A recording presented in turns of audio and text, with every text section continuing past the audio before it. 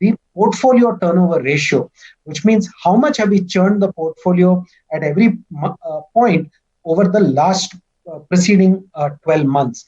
And as you can see over here, in equity fund, master share fund, and value opportunities fund, there was no significant increase in portfolio turnover.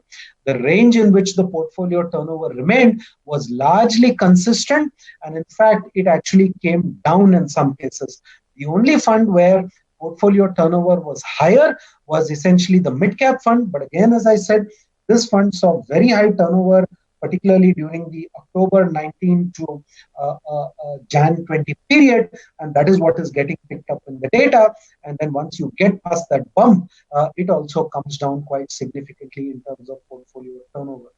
Why is this important? This is important because the more you try to turn and churn the portfolio, the more the cost. We are not running portfolios of 1 lakh rupees or 2 lakh rupees. These are 4,000 crore, 10,000 crore, 15,000 crore portfolios. Every time we make a mistake, the cost of exiting that mistake and going into a new stock can be quite significant. So what the process does is it keeps us disciplined, it reduces the number of mistakes, it keeps the portfolio turnover low.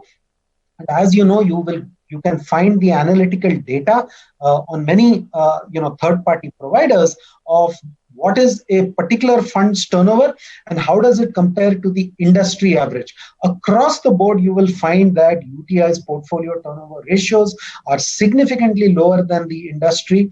And at the same time, we've been able to generate alpha during this difficult year and also over the last 3 years.